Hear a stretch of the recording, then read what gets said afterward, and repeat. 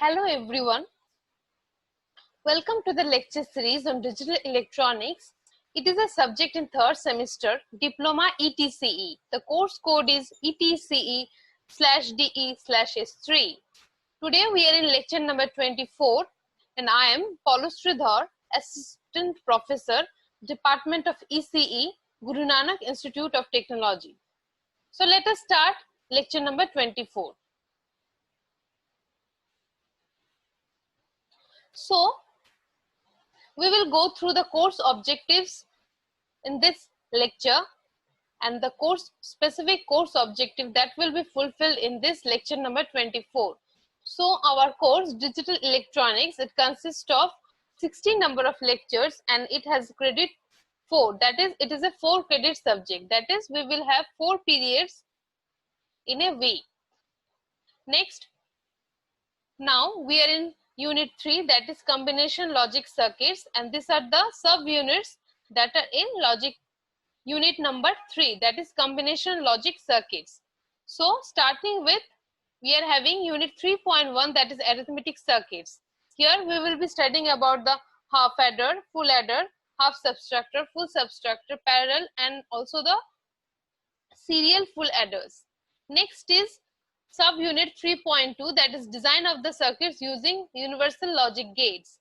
Next is subunit unit 3.3, that is code converters, encoders, decoders, multiplexers, and the demultiplexers.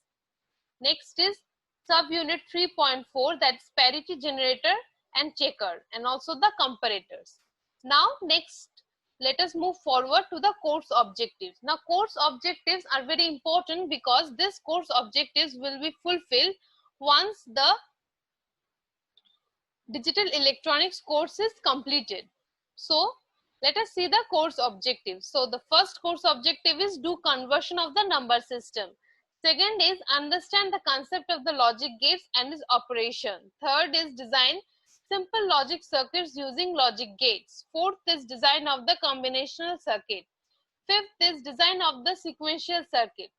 Sixth, gain the comprehensive idea on various memory devices.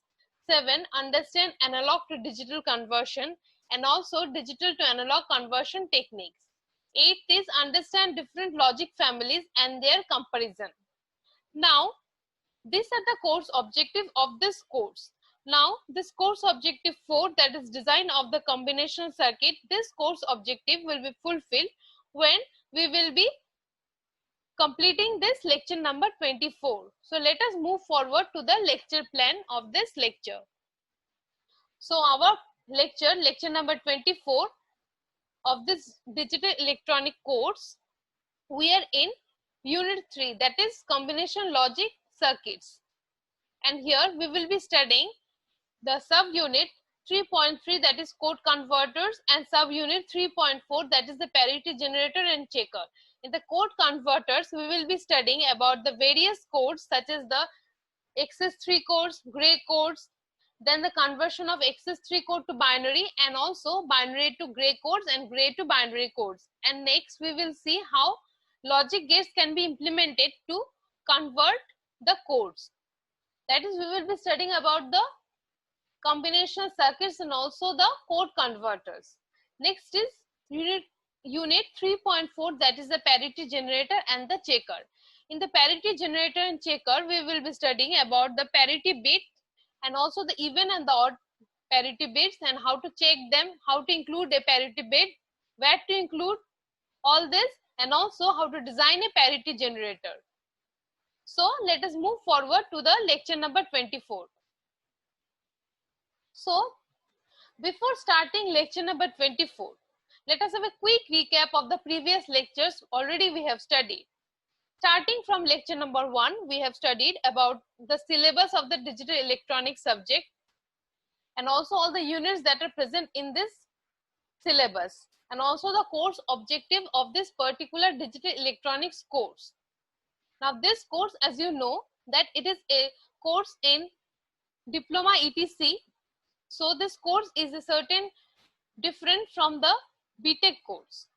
So in this particular subject, we will be studying about all the basic gates, all this, and we should emphasis on the basics of the digital electronics, because depending upon the basics, we will be studying the future subjects and also the implementations of the digital electronic subjects. In the next lecture, we have studied about the number systems, how to convert the number system, how many types of number systems are there, like the binary number system, decimal number system, octal number system, hexadecimal number system, and also the conversion from one number system to the other. Next, we have studied about the complements, that is the 9 is complement, 10 is complement, 1 is complement, 2 is complement. All this we have studied. Next, we have studied about the logic gates. In the logic gates, we have studied about the basic gates, the universal gates, the exclusive gates, and also all the applications of the gates. Next, we have designed the circuits or a particular function using the logic gates. This is a very important thing. After that, we have started the minimization techniques. In the minimization techniques, first we have studied about the Boolean algebra. In the Boolean algebra, we have studied about different postulates like the De Morgan laws and also associative laws, distributive laws, like this. Next, we have seen how to minimize a particular Boolean expression into a short form and implement it using the logic gates. Next, after that, we have studied about the K-maps. The K-maps are a different techniques for the minimization, because at certain point the Boolean algebra methods cannot be applied, or if they are applied, they have become more and more complex. So to make it more and more simpler, we are using the K-map method. And the K-map method, we have studied about the 2-variable K-map, 3-variable K-map, 4-variable K-map, and also the don't care condition. And after that, we have studied our unit number 3, that is the combination logic circuits. In the combination logic circuits, we have studied about the different combination logic circuits and also the difference between the combinational circuit and the sequential circuit. And after that, we have studied about the multiplexers, demultiplexers, decoders, encoders, parity encoders. All these we have studied. Now we are going to start the parity generator. So let us start the parity generator. Now we were going to start the parity generator and the checker. So before starting that, we need to know some basic things like what is the parity bit, what is the use of the parity bit, and the types of the parity bit. So let us start with the parity bit. Now when the digital data is transmitted from one location to the another, it is necessary to know at the receiving end whether the received data is free of error. A simple form of error detection is achieved by adding an extra bit to the transmitted word. This additional bit is known as the parity bit, and it decides whether the data transmitted is error free or not.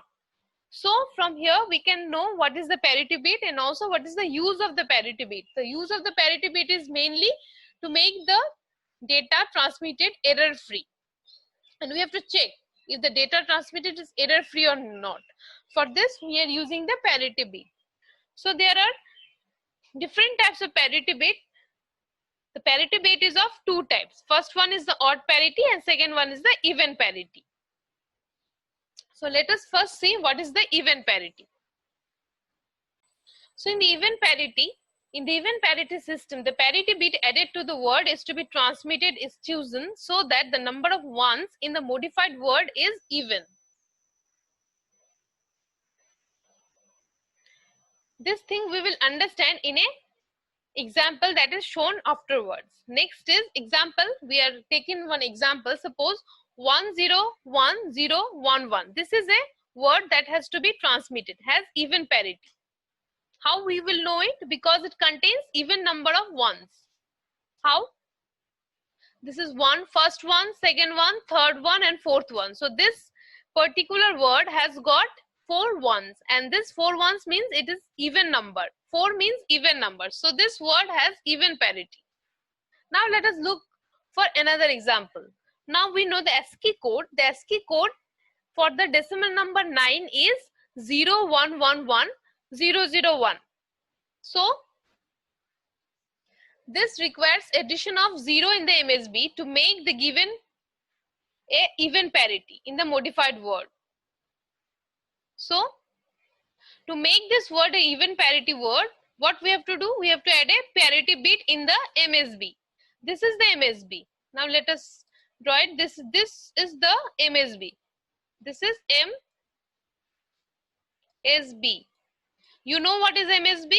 MSB is the most significant bit. So to make this decimal number 9, this code is the ASCII code of decimal number 9. So it requires a additional 0 in the MSB to give this this modified word the even parity. So there are how it is even parity: 1, 2, 3 and 4. This contains 4 number of ones and this MSB contains 0. So this word is nothing but a even parity word. So let us move forward to the odd parity. I hope this is clear to all of you. Now odd parity means an n bit input has odd number of ones. Odd means it will either contain 1, 3, 5, 7, 9, like this number of ones. The ASCII code for the decimal digit 9, again we are taking the ASCII code of 9. It is 0, 1, 1, 1, 0, 0, 1. Would require the addition of 1 in the MSB. This is the MSB bit, so we are adding an additional 1 here to make the word as a odd parity. So this is the modified word. This word is the modified word. This is decimal number 9 and this one is the ASCII code of decimal 9 and we are adding a 1 in the MSB. If we are adding a 1 in the MSB, so this word becomes, that is a modified word, this one becomes the odd parity. So this one is the parity bit. So I hope this odd parity is clear to all of you. So next we will be designing the parity checkers and the parity generators. So let us move to the next slide. That is the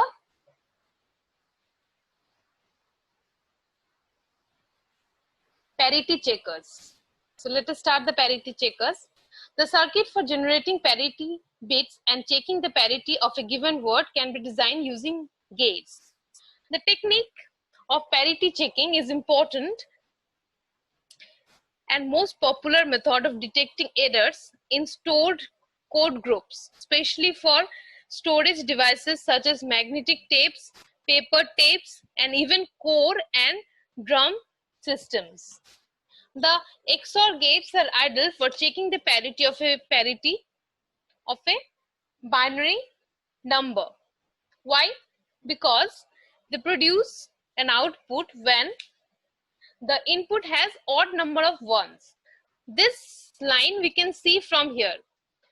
This XOR gate produces output 1 when there will be odd number of ones. See, this odd number ones means there is only 1, 1. 1 is odd, so when odd number of ones will be present, so the output will be there. Next is an even parity input to an XOR gate produces a low output. See, this is this case. This is even parity. When there is even number of ones, so the output is 0. And an odd parity input to an XOR gate produces a high output. An odd parity, these are the two cases where there is odd number of ones. So it produces output 1. So this 3 cases can be considered and we can design the parity checker circuit using this XOR gate. I hope this is clear to all of you. We are considering these 3 cases. See, in these 2 cases, the number of ones is odd. So the output is 1. So this case can be used, and third case is this one where there are even number of ones. So the output is 0. So we will be using this exclusive OR to design the parity generator and the parity checker circuit. So first let us see the parity checker circuit.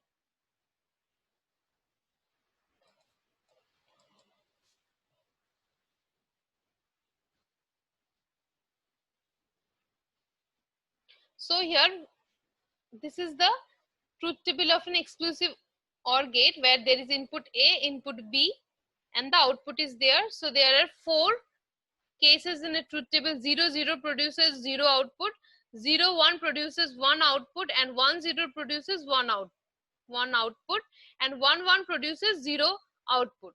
So let us use this three cases. Already I told you that there are two cases. First one is when there are odd number of ones, these two cases, then the output is 1, and when there are even number of ones, 0 is produced in the output. These two cases we will be using here. Now see, a 2 input XOR gate produces 1 at its output when the number of ones in the input is odd. Already it has been explained. This we are meaning with these two cases where the number of 1 is odd. So the output is 1. Next, a 2 input XOR gate produces 0 in its output when the number of ones in its input is even. So this we are considering this case when there are even number of ones. So the output is 0. To check the parity of a given n bit number, n-1 2 input XOR gates can be cascaded. Cascaded means you can use many gates together. That is, this type of circuit is meaning cascading. That is, this is a 2 input XOR gate. Again, this is a 2 input XOR gate. Again, this is a 2 input XOR gate. Means this, the output of this 2 input XOR gate is going and it is the input of another XOR gate. Again, the output is the input of the another XOR gate. So this type of circuit design is the cascading design.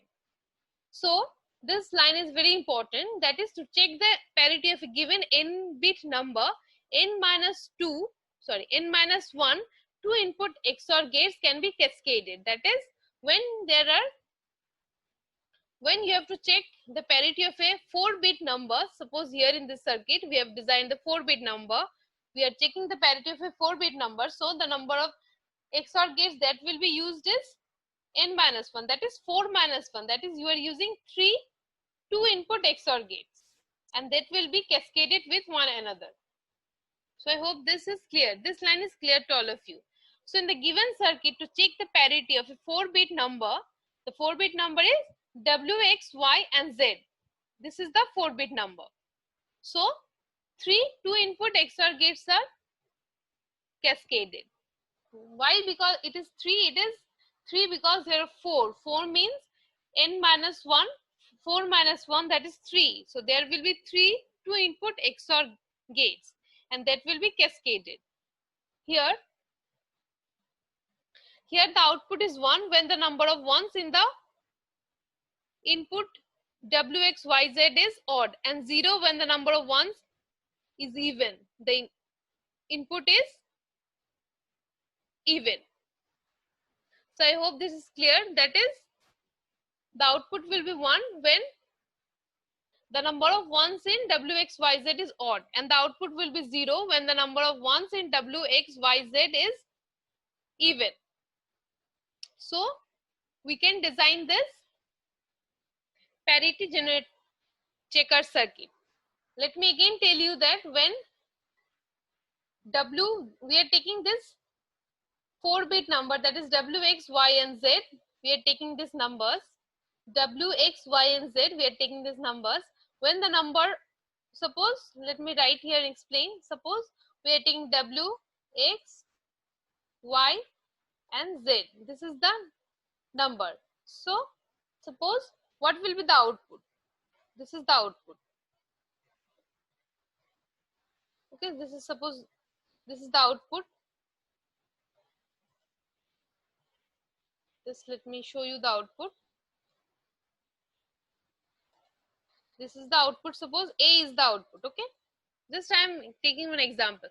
So I had told you if the number of ones is odd, this is odd, suppose, so this output will be 1. Why? Because number of ones is odd, so it is odd parity. So this word is odd parity. So we have checked this is 1. So when it will be, suppose this is, suppose it is, we are writing 0 here.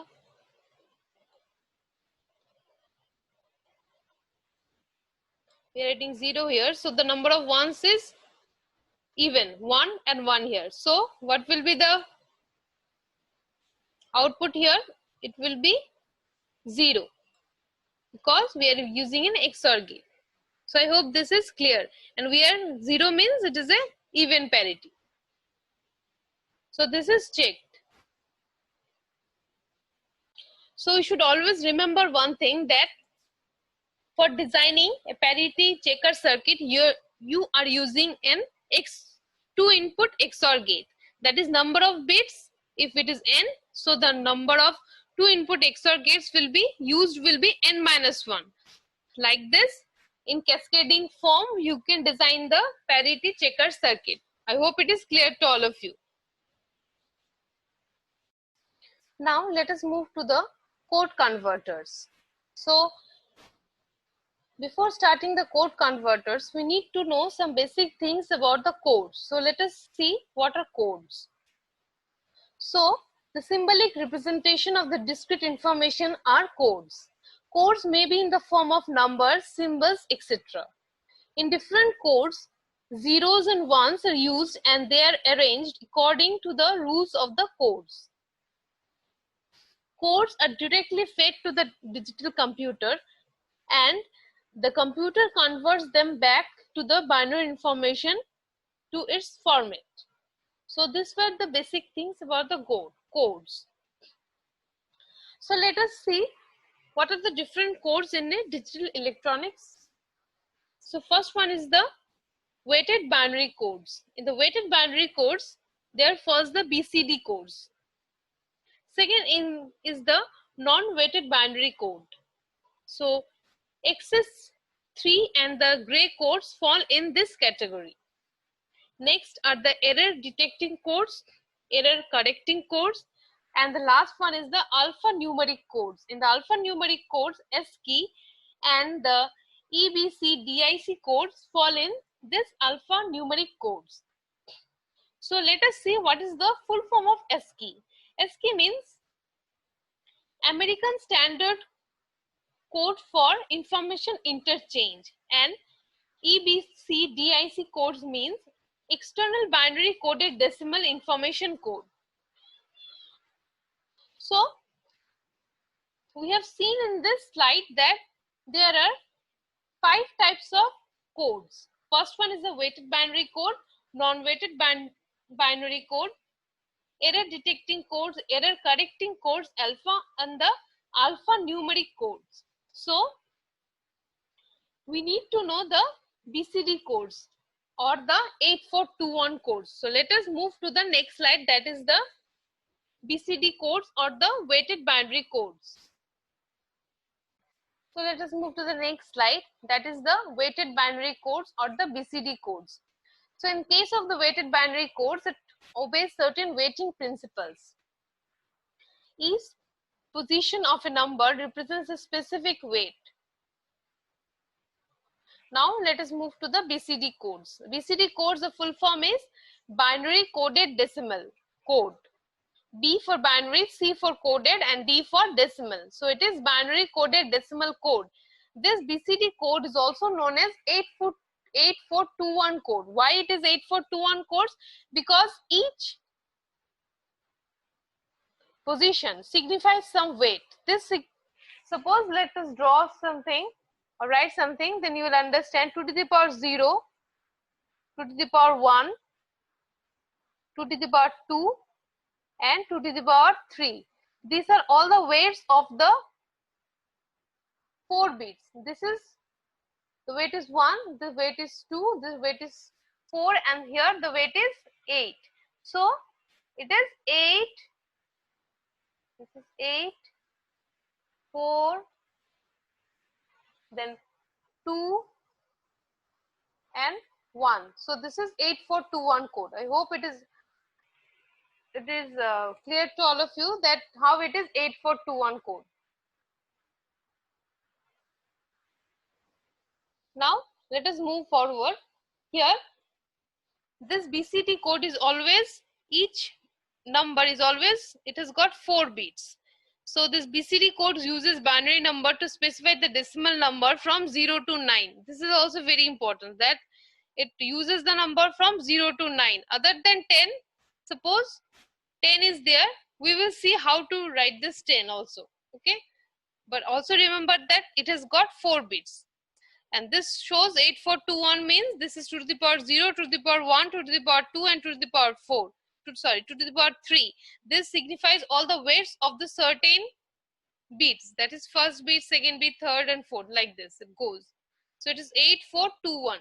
Each signifies the weight of that certain position. The first position, this is having the weight of 1. This position, second position, is having the weight of 2. This position is having the weight of 2 to the power 2, that is 4. And this position, that is the fourth position, it is having the weight of 2 to the power 3, that is 8. So this has got 4 bits. I hope it's clear. So let us move to the next slide. So here example is given. You have to give the BCD code of 864. So write this number, decimal number 864 here. Now what you have to do, you have to represent 4 in 4 bits. Again 6 in 4 bits and 8 in 4 bits. This is, so we have presented it like this. So 4 means 0, 1, 0, 0. 6 means 0, 1, 1, 0. And 8 means 1, 0, 0 and 0. And already I told you that it is used to signify the numbers from 0 to 9. Suppose a number is given like this. It is 1, 2. Sorry, just let us write here. It is 1 and 2.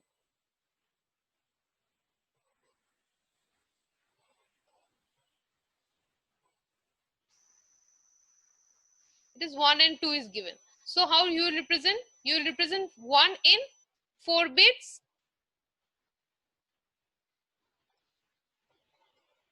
Again 2 in 4 bits.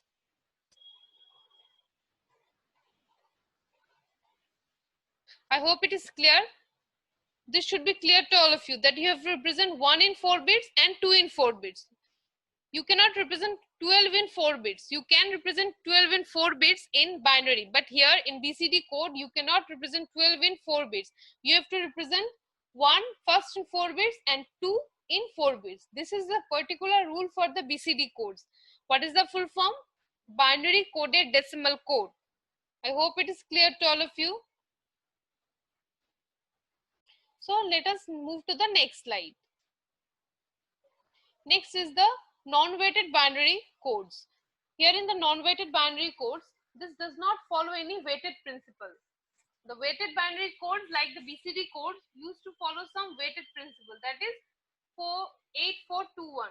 That code was also known as 8421. But here in non-weighted binary codes, it will not follow any weighted principles. Now the positions in the decimal is not assigned a particular fixed value. Now let us see, in non-weighted binary codes you are having the XS3 codes. How to represent the XS3 codes? In the XS3 codes, as the name suggests, it means XS3. So that we have to do addition of each number with +3. That is the XS3.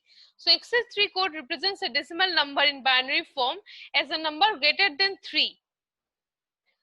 That is, you have to do the addition of +3 with each number. So example is given like this. You have to give the XS3 code of 643. How to do it? This 643 is written. 643 is written. You have to +3 with each of the number. 6 plus 3 is 9. 4 plus 3 is 7. And 3 plus 3 is 6. Now you have to represent 9 in 4 bits, 7 in 4 bits, and 6 in 4 bits. 9 in 4 bits means 1001. 7 means 0111. 6 means 01110. Now suppose after doing the +3, a number is coming like this. Suppose here it is given like this. Suppose 9, 8, and 3 is given. You have to represent this in XS3. Now see, you have to do plus of 3, again plus of 3, again this 3 plus of 3. So the number will be coming like this. It is 4 plus 3 means 7. So 9 plus 3 means 12. 8 plus 3 means 11. and 3 plus 3 means 6. Now see here you have to represent 12 in 4 bits. 12 in 4 bits, again 11 in 4 bits, and 6 also in 4 bits. Just remember this one, that here in XS3 you have to represent 12 in 4 bits only. But in BCD what you have to do? 12 means 1 you have to represent 1 in 4 bits and 2 in 4 bits. That is separately. But here in XS3 codes, suppose a number is given and you have to do the XS3 code. Suppose 9 plus 3 is 12. You have to write 12 means 4 bits of the 12. That is representing the 12 in binary 4 bits. I hope it is clear to all of you. Now let us go to the next slide. That is the gray code. The gray code also falls in the non-weighted binary codes. So in the gray code here, a minimum change occurs in code where there only one bit in code changes when moving from one step to the next. Now see how you are converting a binary to gray, and also you will be seeing how we are converting gray to binary. These are always, the specific steps are always same in each of the cases. So just remember, here we have represented each of the number as it is 11101. It is a 5-bit number. So you have taken this one as first bit, that is B1, B2, B3, B4 and B5. Okay. And this one is G1, G2, G3, G4 and G5 are the gray codes. And this one is the binary code. Okay. Now we have to convert this 11101. It is a binary number. You have to convert it to its equivalent gray code. You have to convert it into its equivalent gray code. Now see what we are doing here. This is 1. This first bit will go as it is. This MSB, this one is the MSB. This MSB will be going as it is. This one will be going here. Okay, now this one and this one. This 2 ones we are doing the XOR. So the result of this will be going here. So 1 XOR of 1 is 0. So it is going as 0 here. Next is this one and this one. That is the second bit and the third bit. We are doing the XOR. And the result is going here. Again the result is 0. Next is this one and this 0. That is the third bit and the fourth bit we are doing the XOR. So when we are doing the XOR of 1 and 0, the answer is 1. So this answer is going here. The arrow is given like this. Next is this 0 and this one. That is B4 and B5. That is the fourth bit and the fifth bit is XOR. When it is XOR, 0 and 1 means the result will be 1. So we are getting this.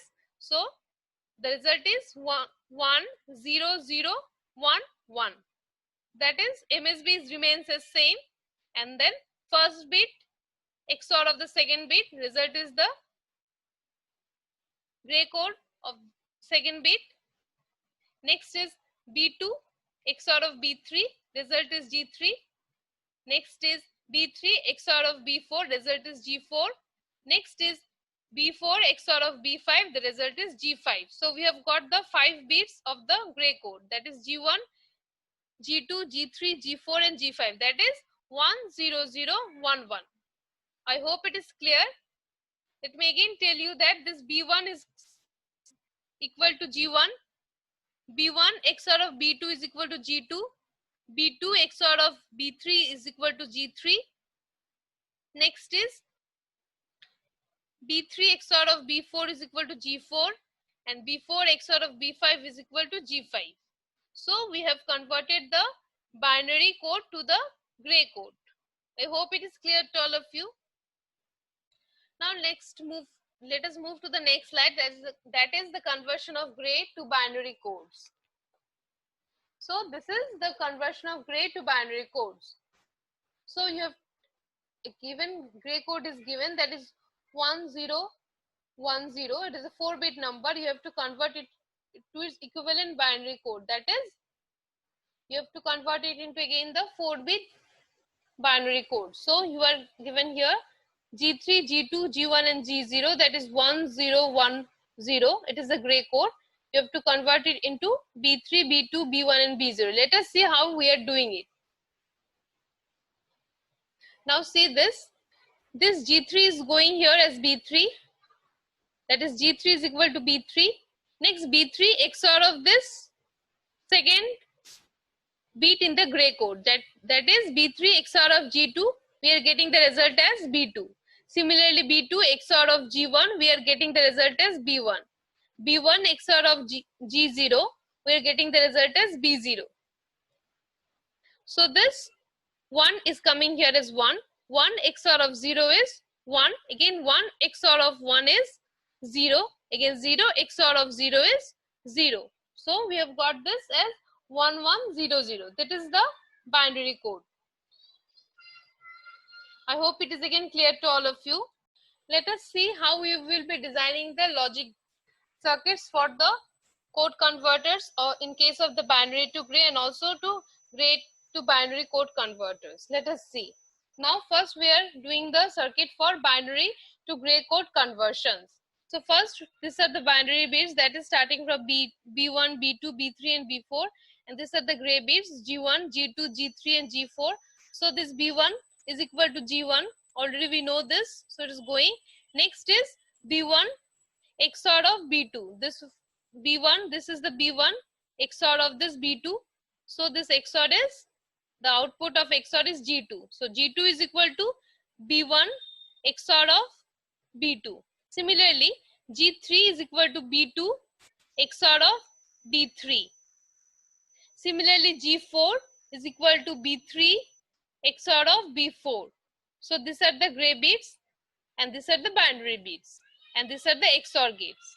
So in case of the conversion of gray to binary, that is 4, there are 4 bits, so we are requiring 3 2 input XOR gates. Now let us move to the next conversion, that is gray to binary codes. So here gray codes are G4, G3, G2 and G1, and we are taking the binary codes as B4, B3, B2 and B1. So it is G4 XOR of B3, G4 XOR of B3. So the output is B4. That is B4 is equal to G4 XOR of B3. Similarly, B3 is equal to G3 XOR of B2. Similarly, B2 is equal to G2 XOR of B1 and B1 is equal to G1. So this one is the circuit for the code conversion of gray to binary. I hope this circuit is also clear to all of you. So in this lecture you have seen how to design the code converters, that is binary to gray and also gray to binary, and we have seen how to convert the XS3 code to binary codes, then BCD codes. All these are very important, and also the parity checker circuit. All these circuits are very important and for your semester exam also. So study all these things.